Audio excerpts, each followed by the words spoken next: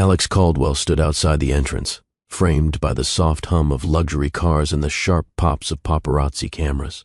His black tuxedo, custom-stitched and crisp, fit him like armor.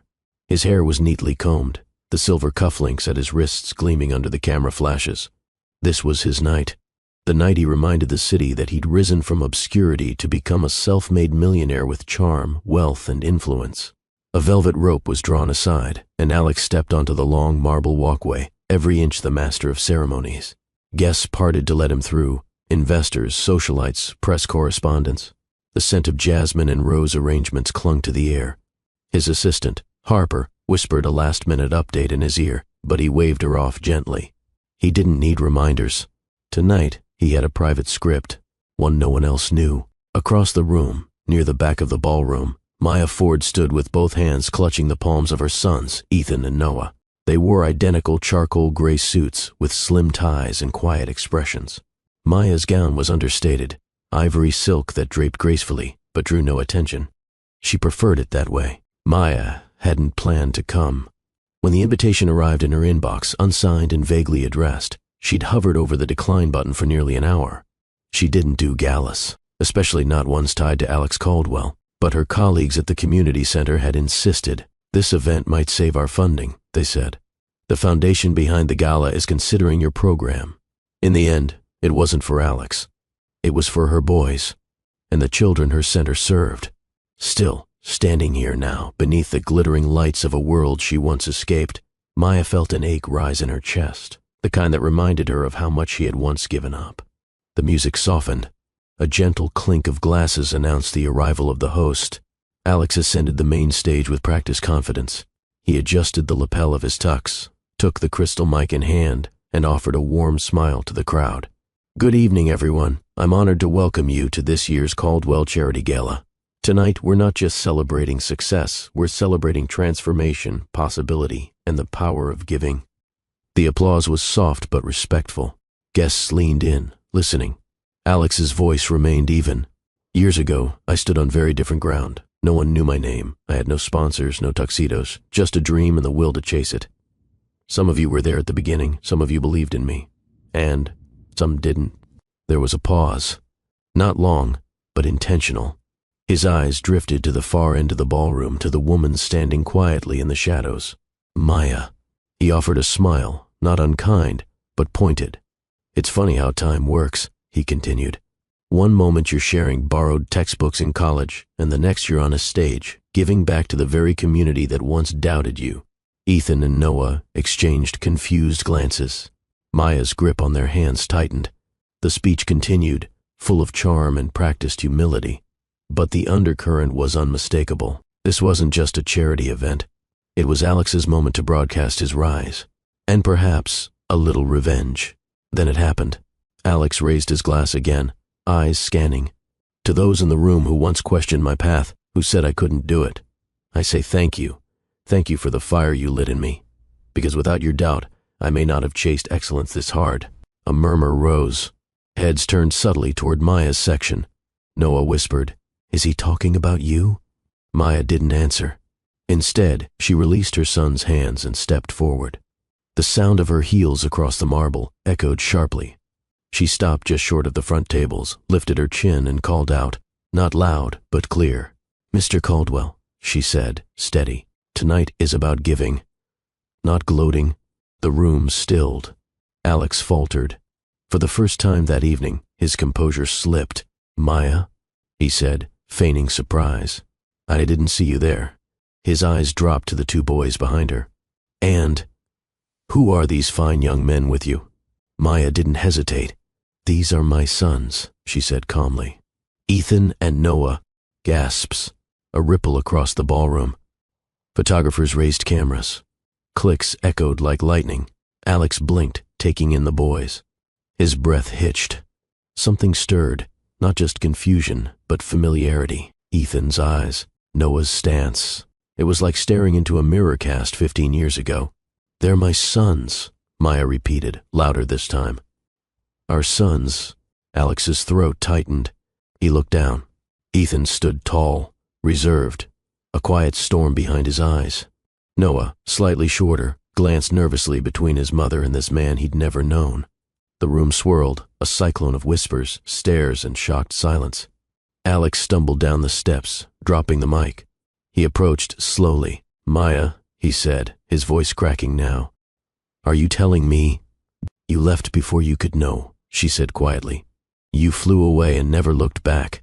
"I didn't know you were pregnant," Alex whispered. "You never told me. You never asked," she answered. There it was, the truth between them. Harper, frantic, tried to pull Alex aside. "The press," she hissed. "You're losing the room." But Alex didn't care. He turned back to Ethan and Noah. They were staring at him, both uncertain, both curious, both wounded. I didn't know," he said again. "Not until tonight. I swear to you." He stepped closer and extended his hand. Ethan hesitated. Then slowly he reached out. The room held its breath. "Dad?" Ethan asked, unsure. It shattered something in Alex. He dropped to his knees and pulled both boys into his arms. "I'm sorry," he whispered, holding them tightly. "I'm so sorry.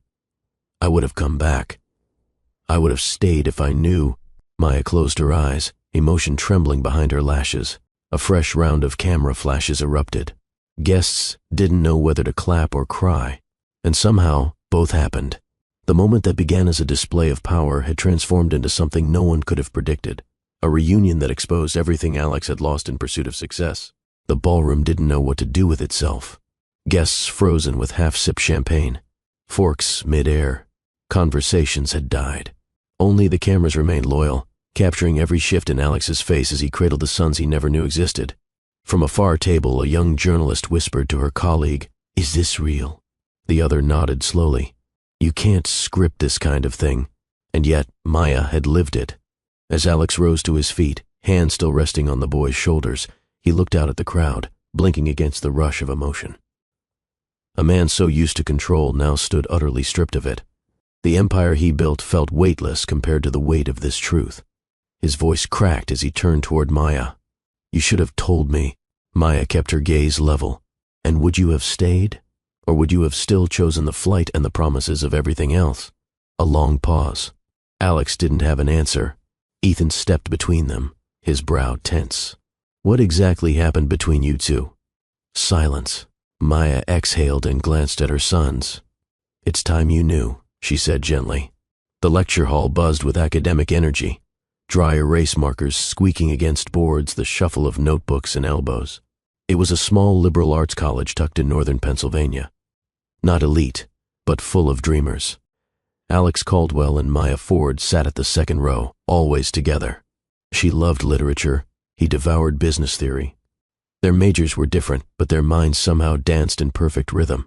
They spent afternoons under sun-dappled library windows debating philosophy and building the dream. Their plan to one day run a socially conscious investment firm, something that could create impact, not just profit. He was magnetic. Smart, smooth-talking, always pitching ideas to strangers. She was sharp, empathetic, grounded. The heart behind every vision he crafted. Their connection was real. From coffee shop brainstorming to whispered confessions after midnight debates. They were inseparable, a power couple, before they even had power. Until Alex's opportunity came. It started with an internship offer in California. A fast-growing tech startup wanted him, full salary, mentorship, a potential stake in the company. But it was across the country. Maya had just received her acceptance into a postgraduate fellowship on the East Coast. They had plans to stay together, build a home near the nonprofit she hoped to start.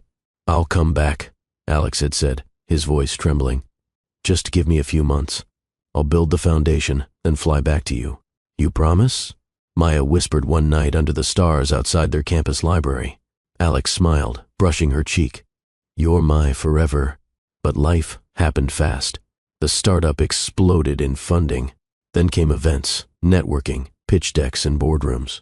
Alex was good at it. Addictive even. Every success nudged him farther from that tiny college bench and closer to high-rise windows and luxury hotel suites. They texted, then called less, until one day the calls stopped. A faint hospital light flickered above Maya's bed. She lay exhausted, one arm cradling Ethan, the other Noah. The nurses had just left. Her best friend had gone to grab dinner. In the stillness, she stared down at the tiny lives she had brought into the world. Tears rolled silently down her face, not from pain but from hope. "I'll do it without him," she whispered, kissing each baby's forehead.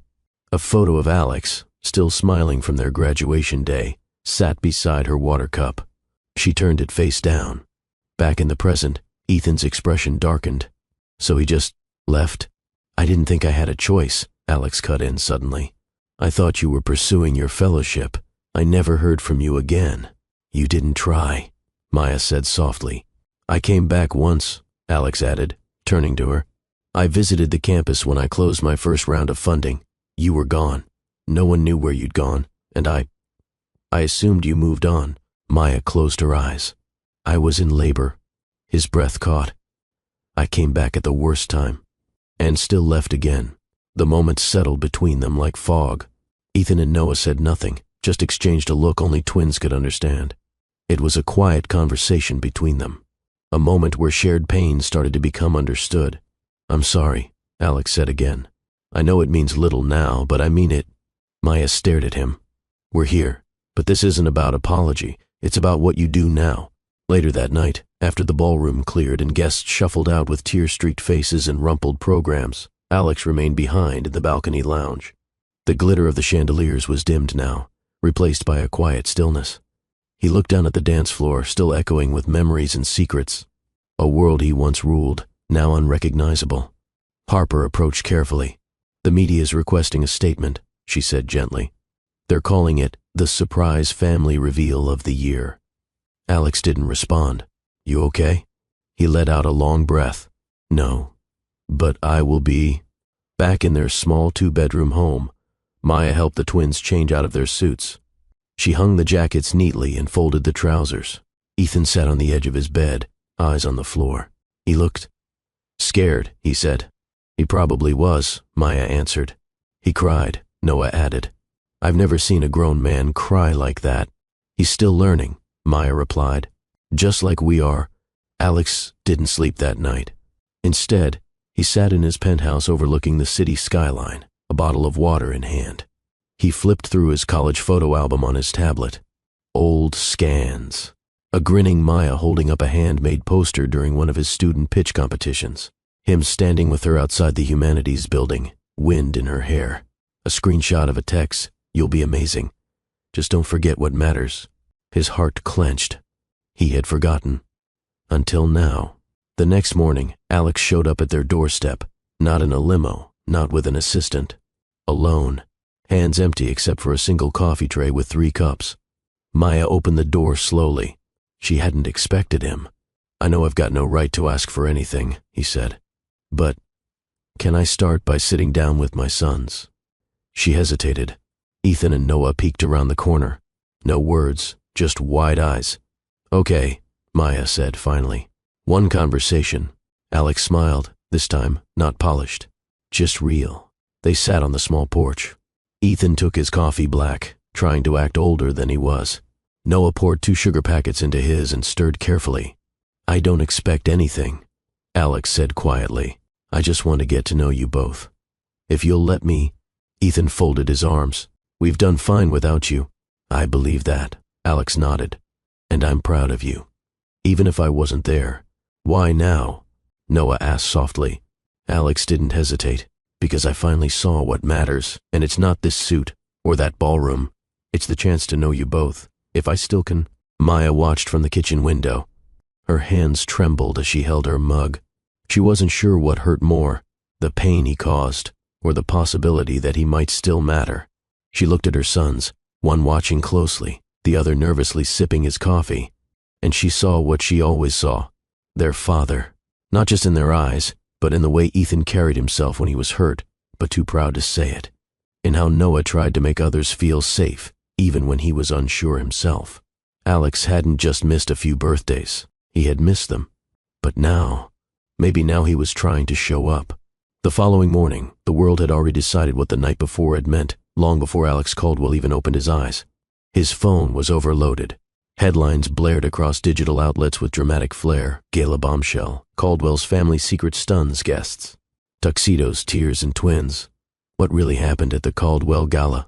Exclusive. Maya Ford, community heroine, and the hidden legacy of Alex Caldwell. The videos were worse.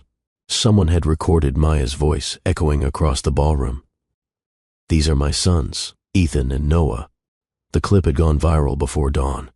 Harper, his assistant, sent a brief message. "Stay quiet, no statements. PR will handle it."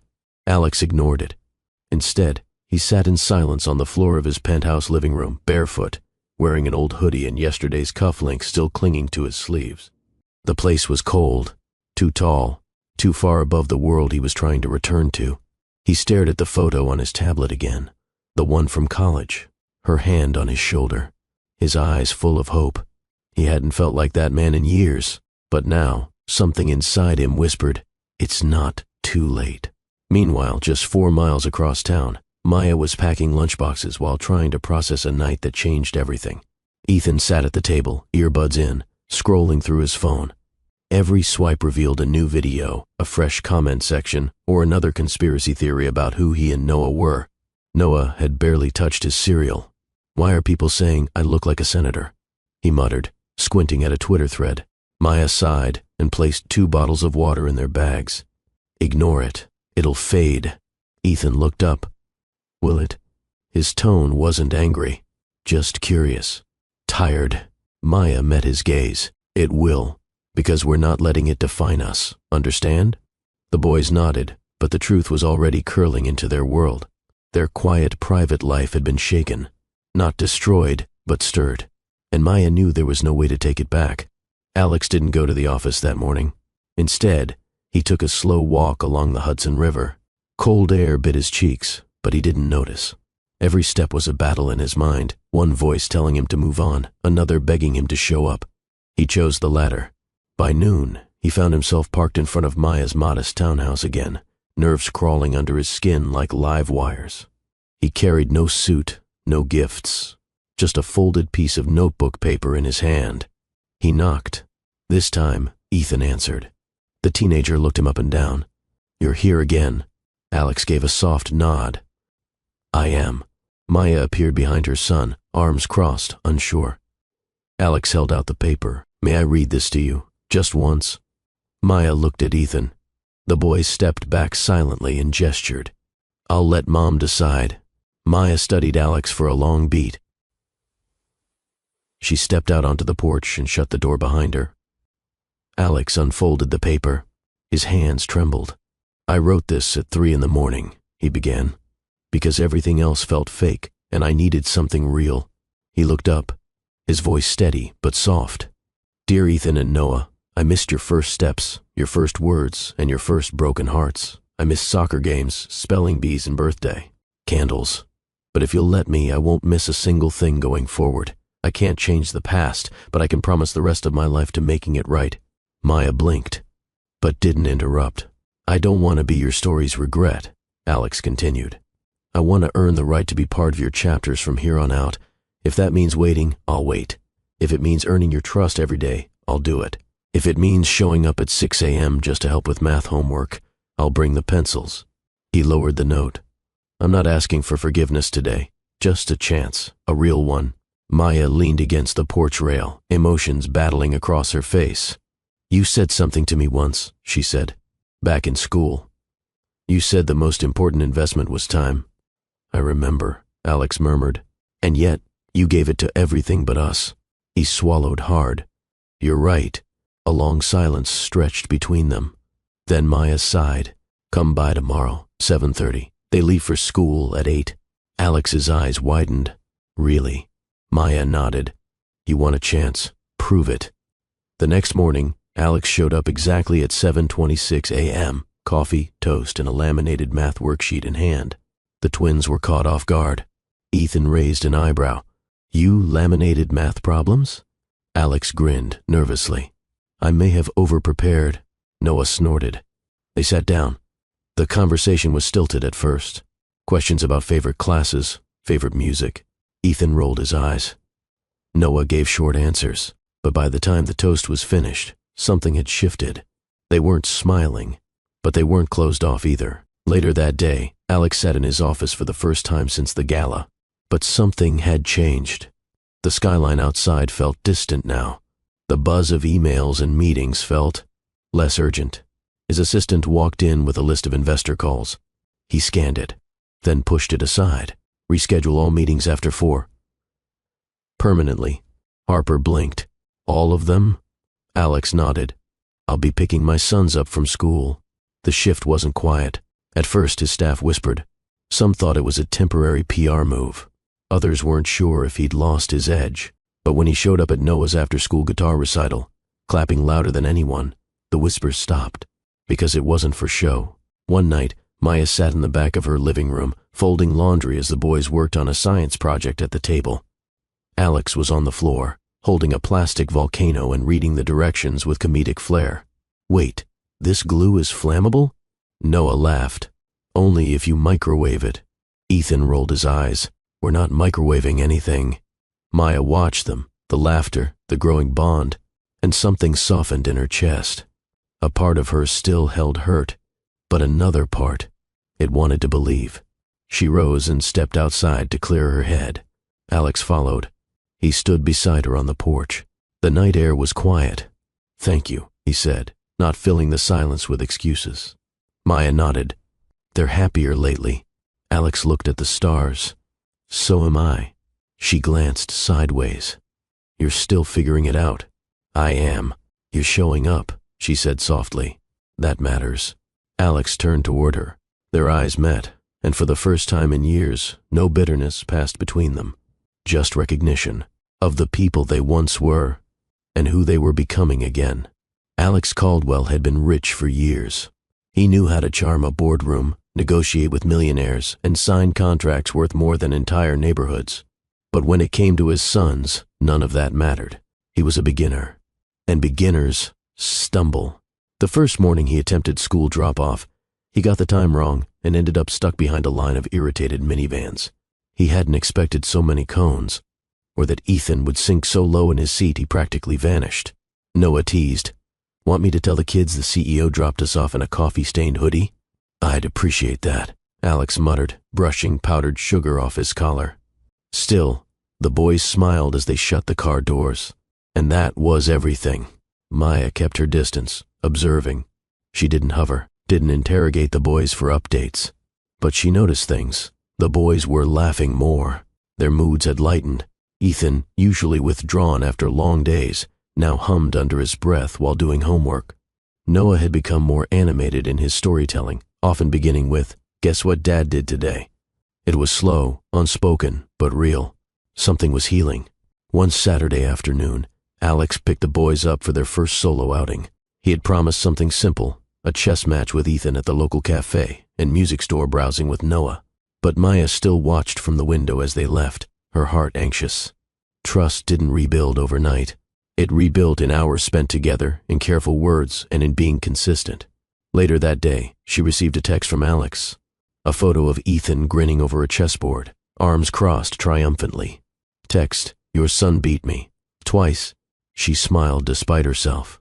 The changes rippled outward. Alex began declining high-profile events. He stepped away from the executive leadership committee of his venture firm. His colleagues were baffled. "You're turning down the UAE investor dinner?" One partner asked, stunned. Alex simply said, "I've got a dinner with my sons, chicken Alfredo night. But that's non-negotiable." Noah, ever the sensitive one, was the first to begin showing affection. One morning, while waiting for the bus, he leaned into Alex's side and whispered, "Thanks for not giving up." Alex's voice wobbled as he replied, "Thanks for letting me try."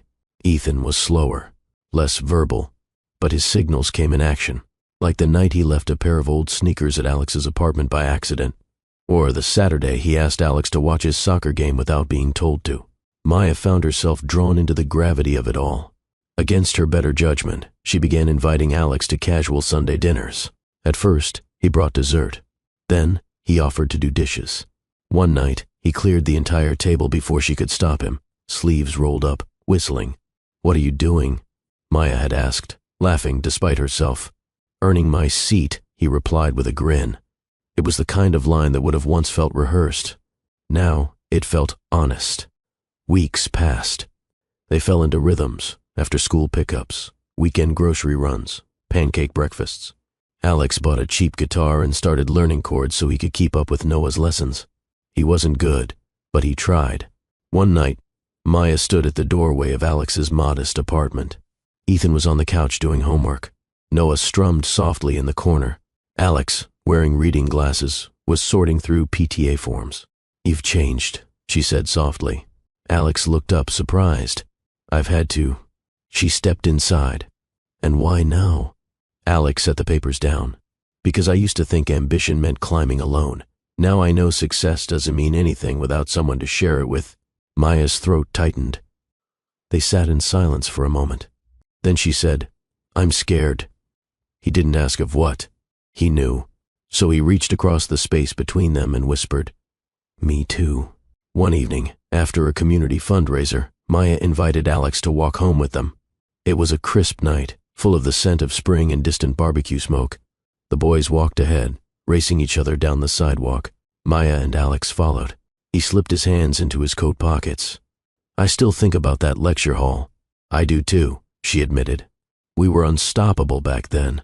"We could be again," he said. She raised an eyebrow. "Alex." He held up a hand. No rush, no pressure, just hope. Maya's smile was small but real. "Hope's a start. What do you think? Can people truly change when given a second chance? Have you ever rebuilt trust with someone who once walked away? Tell us in the comments. And if you're feeling the love tonight, don't forget to like this video, share it with someone who needs hope, and subscribe for more deeply emotional stories just like this one. A few days later, Ethan brought home a permission slip for a weekend camping trip with the school. It needed a parent volunteer. To everyone's shock, including Alex's own, he signed up. The night before the trip, he stood in front of a mirror, struggling with the sleeping bag straps and watching YouTube tutorials about campfire etiquette. At 5:30 a.m., he picked Ethan up. When they returned Sunday night, muddy and exhausted, Ethan gave Alex a rare, unprompted hug in front of Maya. She looked on, heart full, eyes wet. That night, after the boys had gone to bed, Maya handed Alex a small envelope. Inside was a drawing, a crude sketch in colored pencil, 2 boys, a woman, and a man with silver cufflinks holding a soccer ball. Above them, in large uneven letters, "Family." "Noah drew it," Maya said, voice thick. Alex ran his thumb across the paper, his expression unreadable.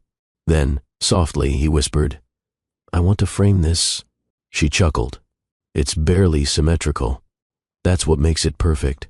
As the season warmed, so did the quiet spaces between Alex and Maya. They didn't rush. They didn't label it. But one afternoon, in the park after a community fair, Maya rested her head briefly on Alex's shoulder. It was natural, not a grand moment, just one full of shared peace. Alex didn't move, and in that stillness, they both knew something real was blooming. There's a kind of silence that follows transformation, not the empty kind, but the steady one. The kind that comes when people stop talking about what they hope to be and start showing who they've become. For Alex Caldwell, that silence arrived just after a board meeting. The firm he had co-founded, the one that once ran on his energy alone, now felt unfamiliar. The conference room buzzed with tension as the other partners eyed him, some curious, some skeptical. "You've missed 4 of the last 6 investor calls," one partner said coolly. Alex nodded. "I know. We've had to adjust expectations with the Qatar portfolio and the accelerator fund. Your schedules changed." Alex glanced at the framed photo he'd recently placed in his briefcase, a candid shot of Ethan blowing out birthday candles, Noah clapping beside him, frosting on his cheek. "I've changed," he said calmly. A beat passed. "Do you need time off?" another partner asked, raising a brow. Alex folded his hands. "I'm stepping down." A stunned pause. "You're what?" "I'm selling my equity and stepping back. I'll retain advisory input, but I won't be leading anymore." Whispers followed. "Why now?" someone finally asked. Alex's reply was simple, "Because my boys only get one father, and I don't want them to grow up wondering why he wasn't there." Maya heard the news before he had the chance to tell her. It came from her friend Selena at the nonprofit. "Did you hear?" she said over the phone, disbelief in her voice. "Your Alex just walked away from his company." Maya was folding the twins' laundry. "He's not my anything," she murmured, but her hands trembled slightly. That evening, as she stood in the kitchen chopping carrots, Alex showed up with a grocery bag and a tentative smile. Figured I'd cook dinner, he said. She raised an eyebrow. Since when do you cook? He held up a packet of pasta. I Googled easy family meals and didn't panic this time. She stepped aside to let him in. While he stirred sauce clumsily at the stove, Maya leaned against the counter. So, you stepped down? He didn't look at her. Yeah. She waited for more. Why? Alex kept stirring. Because I was tired of building something impressive and missing what mattered. Maya exhaled quietly. I didn't do it to win points, he added. I did it because I couldn't imagine missing another one of Noah's recitals. Or Ethan's science presentations. I missed enough already. She reached for a glass of water, buying time to think.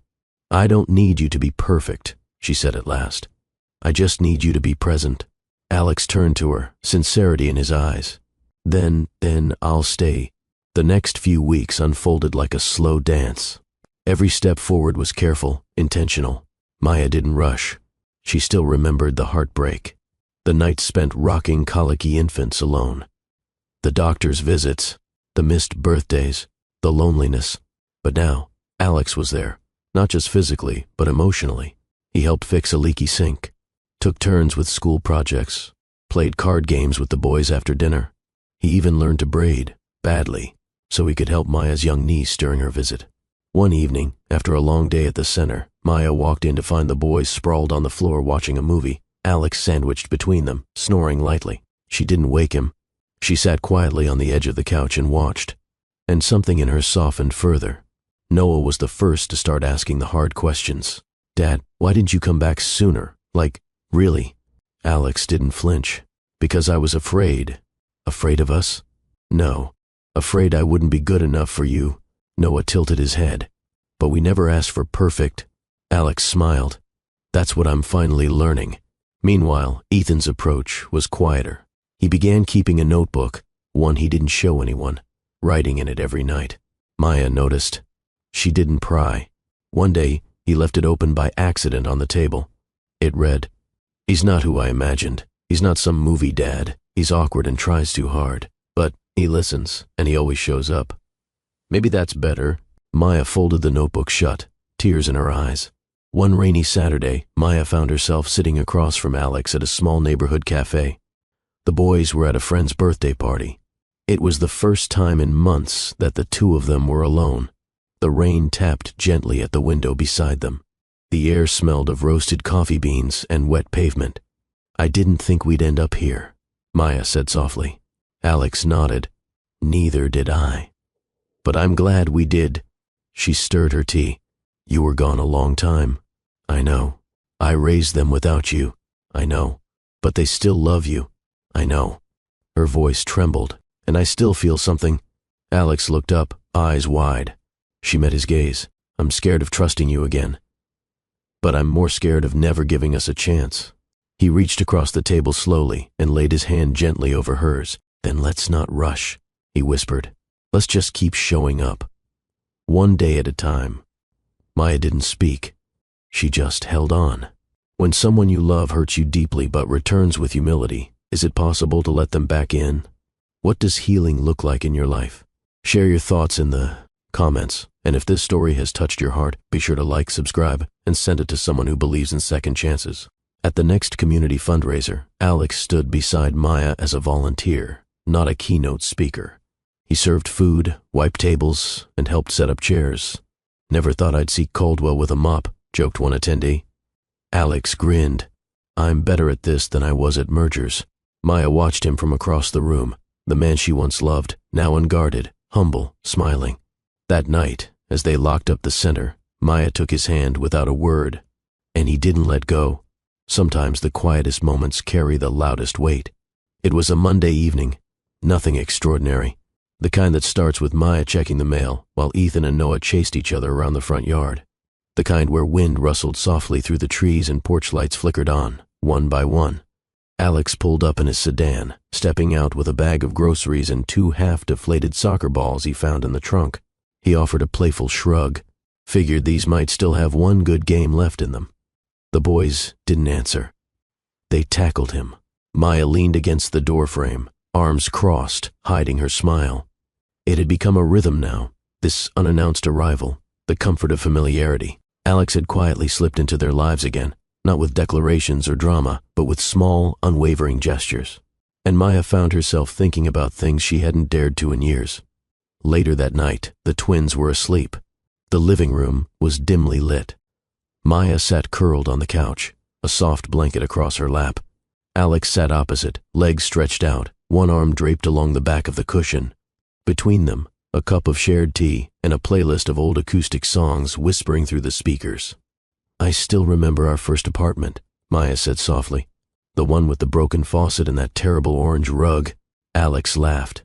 "You mean the rug you claimed added character?" "It did," she smirked. "You just had no taste." He smiled, but didn't respond. She looked at him. He was different now. Not the ambitious boy she fell in love with, but something deeper, wiser, softer, and still familiar. She shifted in her seat. "Sometimes I wonder if we would have made it if we hadn't split." Alex's expression sobered. "I used to think about that every night. And now? I think maybe we weren't meant to stay the same. Maybe we had to break apart first so we'd know how to come back better." Maya looked down at her hands. When she spoke, her voice was barely a whisper. "I loved you. I never stopped." Alex leaned forward, gently taking her hands in his. "And I've loved you every day I didn't say it." Their eyes locked. A fragile stillness filled the room, a moment of breathless, suspended time. Then Maya reached across the space and touched his cheek, and Alex closed his eyes. That night, for the first time in years, they sat side by side until sleep crept over them. Not lovers yet, but something closer than friends. Something just beginning to mend. The next morning, Maya woke early to find Alex in the kitchen, attempting pancakes with uneven success. She laughed as she watched him struggle with the batter. "You missed a spot," she said, pointing to the splatter on the wall. "I call it abstract cooking," he replied, flipping a misshapen flapjack. The twins stumbled in, sleepy and amused, joining the chaos with yawns and teasing remarks. Noah started setting plates. Ethan handed out forks. And for the first time, it wasn't Maya orchestrating the morning. It was all of them, together. Later that week, Alex invited Maya out, not to a fancy restaurant or gala, but to the botanical garden she used to love. The one they used to sneak into as students. They arrived at dusk. The paths were nearly empty. Warm lanterns lit the walkways, casting soft light on the blossoms still opening to the last breath of daylight. Maya paused in front of a familiar bench, the one they used to meet at between classes. She sat. Alex followed. "Do you remember what you told me here?" she asked, brushing a leaf from her dress. He nodded. "That I'd marry you someday." She turned toward him. "And you said you'd name our first son Elijah." He laughed. Ethan was close. She reached into her purse and pulled out a folded paper, worn at the edges. She handed it to him. It was the letter he had written her during college, the one he left in her mailbox before leaving for California. He unfolded it slowly, reading the familiar handwriting. "I was so sure then," he murmured. "You still can be," she said quietly. He looked at her, surprised. "I'm not promising anything," Maya added. "But I'm saying I'm not afraid anymore." Alex swallowed the lump in his throat. "Then let's walk together, one step at a time." She stood. He offered his arm. She took it. Spring unfolded gently. Alex became more than a visitor. He became a presence. At school, at home, at the center. He hosted movie nights, helped paint walls at the youth shelter, took Maya's mother to her clinic appointments when she was too busy. He never asked for recognition. He just did what needed doing. And Maya, she noticed. One Sunday morning, they all went hiking, a trail just outside the city. Maya packed lunch. Ethan complained about bugs. Noah insisted on leading the way. Halfway through the trail, it began to rain. Hard. They ran beneath a tree, soaking, laughing, out of breath. Maya wiped rain from Alex's brow. "This is absurd," she said. "Then it's perfect," he whispered, brushing her cheek. She didn't argue. She just kissed him. That night back at home, Maya stood in her bedroom, looking at her reflection. She touched the spot on her cheek where Alex had kissed her earlier. Her face was different than years ago. More lines, more wisdom, more courage. She turned, walked into the hallway, and knocked softly on the door of the guest room. Alex opened it. They didn't speak. She stepped inside. And for the first time since their reunion, they chose each other, not because they were perfect, but because they were ready. Healing rarely announces itself. It's not a headline or a speech. It comes quietly, in routines, in soft looks, in shared coffee mugs that used to belong to strangers, in hearing someone laugh again and realizing that laugh has become part of your world. It had been nearly a year since the night Alex Caldwell stood on a stage and learned he was a father. Now, he stood barefoot in Maya's kitchen, flipping pancakes while Noah fed their foster kitten and Ethan adjusted the playlist on his phone. It wasn't a holiday. It wasn't a milestone. It was just Sunday. And Alex was finally at peace. Later that morning, he and Maya sat on the front steps sipping tea, the boys kicking a ball across the lawn. He turned to her, his voice low. "I've been thinking about something." She raised a brow. "That usually comes with trouble. Not this time." He smiled. "I want to do something. Not for me. For us." Maya leaned in. "I want to organize another gala," he said. "But this one, not like before." She looked at him curiously. No stage, no ego, just a celebration of second chances, of love, family, community. He paused. "You, the boys, what we've built." Her expression softened. "A gala to celebrate us?" He nodded. "And I want to do it with you, not for you." Maya smiled. "That might be the first good idea you've ever had that didn't involve a tie." In the following weeks they planned. Not in secrecy, not in drama. Together. They chose a simple venue, the same hall where the community center hosted youth workshops.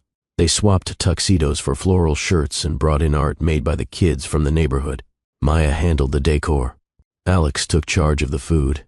The boys helped design the invitations, hand-drawn stars and vines surrounding the words, "An evening of renewal." It was small, honest, warm, the opposite of the last gala. And that was the point. During a quiet afternoon at the community center, Alex sat in a sunlit corner with Ethan. The boy was reading, head tilted slightly, eyes scanning fast. "I used to read like that," Alex murmured. "Before business took over." Ethan didn't look up. "You mean before you disappeared?" Alex winced. "Yeah." A long pause. Then Ethan closed the book and said, "You're here now. That's what counts." Alex swallowed the rising lump in his throat. "Thank you." Ethan shrugged. "Don't mess it up." Alex grinned. "Deal." The night before the gala, Maya found Alex standing on the balcony of his apartment, staring at the city skyline. "You're nervous," she said softly. He nodded. "I keep thinking of how I ruined the last one." "You didn't ruin it," she said. "You just weren't ready." He turned to her, his voice tight. "I'm ready now." Maya took a slow step toward him. "Then prove it." Alex blinked. Maya reached into her coat pocket and handed him a small velvet pouch. He opened it to find cufflinks, not silver, not gold, wooden, carved by Noah. "Ethan helped with the design," she whispered. "They're imperfect, and that's why they're perfect." Alex smiled, eyes glassy. "I'll wear them with pride." The gala evening. Guests entered to the smell of fresh bread and the sound of children laughing. No cameras, no flashing lights, just joy. The walls were covered in canvas paintings and handwritten poems. At the center of it all stood Maya, radiant in a soft navy dress. No makeup glamour, just grace. Alex approached her quietly. "You're beautiful," he said. She turned. "You're late." "I was crying in the bathroom," he admitted. She laughed and kissed his cheek. "Let's do this." As the evening flowed, Ethan took the mic first. He cleared his throat. "Last year, I didn't know my father. I only knew the version in headlines." He glanced at Alex. "But now, I know the man who makes terrible pancakes, who snores during movies, who tells me he's proud before I even finish my sentence." He turned to the crowd. "Thank you for being part of our journey." Noah took over next, less formal, but no less moving. "My dad joined my guitar class. I still don't know how he passed the test, but he's there, and he stays. That's all I ever wanted." Applause followed. Warm, real. Finally, it was Alex's turn. He stepped up slowly. "Good evening," or rather, "good life." Laughter rippled gently. He continued, "Tonight isn't about what I built alone. It's about what we built together. Maya, Ethan, Noah. You gave me a second chance, not just as a father or a partner, but as a man. He turned to Maya. You reminded me that love is not earned by noise or grandeur. It's earned by listening, by returning, by staying. He took a slow breath. So tonight, in front of the people who've seen my worst and my best, I'd like to ask something. He reached into his jacket and pulled out a small ring box. The room held its breath. Maya's eyes widened. Alex stepped down from the podium and knelt before her. This isn't a proposal of perfection. It's a promise to continue what we've started, to walk beside you, with the boys, in the life we've created. Will you keep building it with me? Tears streamed freely now. Maya covered her mouth, her hands trembling. She looked at the boys. Noah gave a tiny thumbs up. Ethan mouthed, "Do it." Maya turned back to Alex. "Yes," she whispered. "Yes, I will." The room erupted in cheers. The rest of the evening melted into golden joy, laughter, dancing, slow embraces beneath fairy lights strung along the walls. Ethan played a quiet instrumental piece on guitar. Noah joined with soft vocals. Maya swayed to the rhythm in Alex's arms. Later, they stepped outside into the night air. The stars blinked overhead, and for the first time in a long time, there were no questions, just the feeling of home. The seasons had turned again. A full year had passed since that unforgettable night in the community center. The night a family decided to rewrite their story, not with apologies, but with intention. And now, under a cloudless sky on the first Saturday of spring, Alex Caldwell stood at a wooden workbench in the backyard of a modest home just outside the city. He wore an apron dotted with paint, sawdust in his hair, a pencil tucked behind his ear. Across the lawn, Noah chased the foster kitten through the grass, while Ethan sat on the porch steps reading. The smell of fresh bread drifted from the kitchen window. Inside, Maya hummed as she sliced fruit for breakfast, her pearl necklace resting softly against her collarbone, a quiet gift from Alex on their anniversary. No glitter, no press, just life. And it was more beautiful than anything money could have ever bought. Later that morning, the family sat together on the living room floor. Alex held a hand-drawn calendar, one Ethan had made with cardboard and string. "What's this?" Alex asked, smiling. "It's our family tradition board," Ethan said, proudly. "Every month, we add something new." Noah pointed to March. "This month, it's park picnics and game night every Friday." "And next month?" Maya asked. "Mini road trips." Noah beamed. Alex nodded. "Guess I'd better upgrade the car snacks." They all laughed. At noon, Alex and Maya took a quiet walk around the neighborhood. They passed blooming azaleas and neighbors waving from porches. A little girl rode by on a pink scooter, and Maya smiled as the girl shouted, "Happy Saturday," with a grin full of missing teeth. Alex reached for Maya's hand. She let him. They walked in silence until they reached the small garden plot near the old church, the one Maya had helped restore with the community center's youth program. Now it bloomed with vegetables, wildflowers, and hope. Alex turned to her. "I've been offered a role, low-key, part-time," he said, "helping train young entrepreneurs from low-income backgrounds." She blinked in surprise. "And you're considering it?" "I already accepted." Maya smiled. "You're really not going back, are you?" He shook his head. "I'm going forward."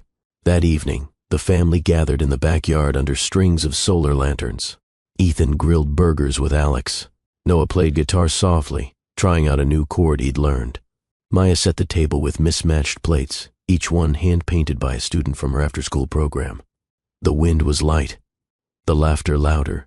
No grand gestures, no standing ovations, just belonging. After dinner, as the boys cleaned up, Alex pulled Maya aside. "I have something for you," he said. She narrowed her eyes playfully. "Is it alive?" "No," he chuckled, "but it is precious." He handed her a small, worn envelope. Inside was a note, folded and yellowing slightly at the edges. She opened it, and her breath caught. It was the first note she had written him back in college, scribbled in the margins of his business ethics textbook, "Chase Purpose." Not applause. "I believe in you." Maya looked up, eyes brimming. Alex whispered, "I kept it. All this time." She touched the paper like it was sacred, and then she touched his face. The next morning, Maya stood at the window watching Alex and the boys in the yard. They were planting a tree, a small one, not taller than Ethan's shoulder.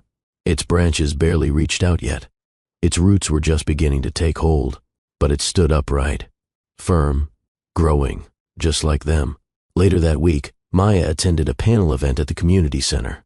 The host introduced her warmly, Maya Ford, mother, mentor, and director of our most transformative programs. She smiled graciously, but said only, "I'm just someone who believes that every story can be rewritten, especially the ones we're afraid to finish." The room applauded. At the back, Alex stood quietly, holding a bouquet of sunflowers. Beside him, Ethan and Noah clapped the loudest, and Maya, locking eyes with them, felt her heart swell. This was her family. This was her beginning, not a return to what was, but a celebration of what is. A handwritten sign on their refrigerator reads, "Not perfect, but present." And that's enough. Beneath it, a family photo, 4 faces, 1 story, rooted in truth, growing in love, forever home. Hello, beautiful souls. If you've stayed with us until this moment, if you've followed the journey of Alex, Maya, Ethan, and Noah from heartbreak to healing, then this is for you. Because this story wasn't just about a millionaire or a gala or a shocking family revelation. It was about something deeper, the kind of transformation that happens when pride is laid down, when wounds are faced, and when love is given a second chance. It was about fatherhood, about trust, about the long road back after you've made a wrong turn. It was about forgiveness, not the easy kind, but the kind you fight for. And most of all, it was about choosing presence over perfection. So now I want to ask you, not just as a storyteller, but as someone who believes deeply in the power of love and redemption. Maybe you've been where Maya was, carrying life's weight alone, raising children without the support you deserved, trying to stay strong even when your heart wanted to crumble. Or maybe you're more like Alex, someone who made mistakes, chased success, got lost along the way, but woke up one day ready to do better. Maybe you're a son, a daughter, a parent, a partner. Maybe you know what it feels like to almost lose everything, and what it means to finally start again. If you saw yourself, even for a moment, in this story, then please don't let this just be a video you scroll past. Leave a comment below, not just a heart emoji or nice story. I want to hear your truth. Have you ever reconnected with someone you thought was gone for good? Have you ever given or received a second chance? What does real love look like to you? Not fantasy, but the kind that shows up when it's hard. Your words might just help someone else find hope again. Like this video if you believe in family, growth, and healing. It's a small gesture, but it tells the algorithm, this matters. It tells YouTube to show this story to more people who need it. Subscribe to this channel, Love and Twilights, if you want more stories like this. Not stories about fairy tales, but stories that go deeper, where love is hard-won, where family is sacred, where emotions are raw and real, and where happy endings are earned. Share this video. Send it to your sister, your best friend, someone going through a divorce, someone raising kids on their own, someone who thinks it's too late. Because maybe, just maybe, this is the story they needed to see today. Why it matters. The truth is, we all crave connection. We all want to believe that people can change, that the ones who left might come back, that the mistakes we made don't define us forever. But we live in a world where people give up too fast, where relationships break instead of bend, where people wear smiles to hide the ache of what they've lost. That's why this story isn't fiction. It's a reminder that love is still possible. That time, no matter how much it's taken, can still give back. That fathers can return. That mothers can open their hearts again. That children can feel whole even after the cracks. If this resonated with you, if it gave you anything, a tear, a smile, a memory, a pause, then don't let it go unheard. Use your voice in the comments. Use your click to uplift. Use your share to shine light for someone else. To our loyal viewers, to everyone who has been part of our growing Love and Twilight's family, thank you. Your support means more than you know. Every comment, every like, every share, it fuels our ability to keep bringing you heartfelt, honest, unforgettable stories. And if this is your first time here, welcome home. You belong here. This space is for those who still believe in emotional depth, in stories that touch the soul, and in endings that aren't about perfection, but about presence, healing, and hope. So hit that subscribe button, turn on your notification bell, and prepare, because our next story might just be your story. One last thing, if no one told you today, you matter. You're allowed to begin again, and love real, healing, redemptive love is still out there for you. Thank you for watching. Thank you for believing. We'll see you in the next story. From all of us at Love and Twilights, with all our heart, Dr. Phillips.